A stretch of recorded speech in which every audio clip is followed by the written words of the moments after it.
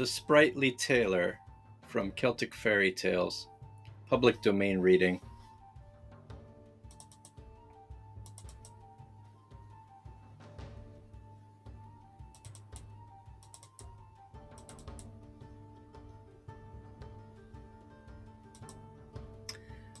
The Sprightly Tailor. A sprightly tailor was employed by the great MacDonald in his castle at Staidéar in order to make the lard of a pair of trews used in olden times. And trews being the vest and breeches united in one piece and ornamented with fringes were very comfortable and suitable to be worn in walking or dancing. And MacDonald had said to the tailor that if he would make the trews by night in the church, he would get a handsome reward. For it was thought that the old ruined church was haunted, and that fearsome things were to be seen there at night.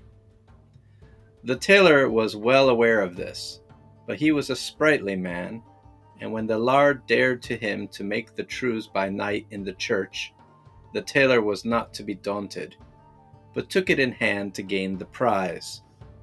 So, when night came, away he went up the glen, about half a mile distance from the castle, till he came to the old church. Then he chose him a nice gravestone for a seat, and he lighted his candle, and put on his thimble, and set to work at the trews, plying his needle nimbly, and thinking about the hire that the laird would have to give him. For some time he got on pretty well, until he felt the floor of a tremble under his feet, and looking about him, but keeping his fingers at work, he saw the appearance of a great human head rising up through the stone pavement of the church. And when the head had risen above the surface, there came from it a great, great voice.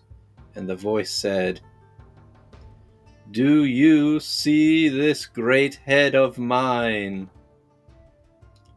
"I see that, but I'll sew this," replied the sprightly tailor, and he stitched away at the trews. Then the head rose higher up through the pavement until its neck appeared, and when its neck was shown, the thundering voice came again and said, "Do you see this great neck of mine?" "I see that, but I'll sew this," said the sprightly tailor, and he stitched away at the trews.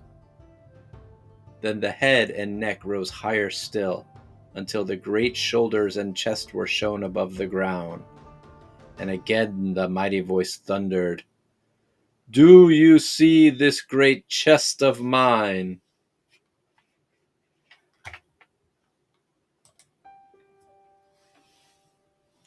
And again the sprightly tailor replied, "I see that, but I'll sew this," and stitched away at his trews. And still it kept rising through the pavement, until it shook a great pair of arms in the tailor's face and said, "Do you see these great arms of mine?" "I see those, but I'll sew this," answered the tailor, and he stitched hard at his trews, for he knew that he had no time to lose. The sprightly tailor was taking the long stitches when he saw it gradually rising and rising through the floor, until it lifted out a great leg, and stamping with it upon the pavement said in a roaring voice, "Do you see this great leg of mine?" "Aye, I see that, but I'll sew this," cried the tailor, and his fingers flew with the needle, and he took such long stitches that he was just come to the end of the trews when it was taking up its other leg. But before it could pull out of the pavement, the sprightly tailor had finished his task, and blowing out his candle and springing from off his gravestone, he buckled up and ran out of the church with the trews under his arm. Then the fearsome thing gave a loud roar,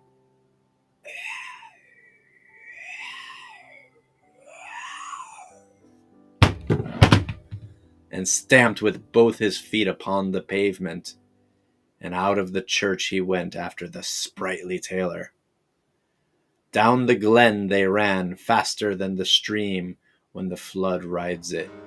But the tailor had got the start and a nimble pair of legs, and he did not choose to lose the lard's reward. And though the thing roared to him to stop, yet the sprightly tailor was not the man to be beholden to a monster.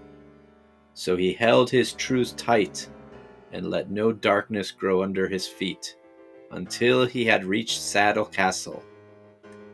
He had no sooner got inside the gate and shut it than the apparition came up to it, and enraged at losing his prize, struck the wall above the gate, and left there the mark of his 5 great fingers. Ye may see them plainly to this day, if ye'll only peer close enough. But the sprightly tailor gained his reward, for MacDonald paid him handsomely for the trews, and never discovered that a few of the stitches were somewhat long.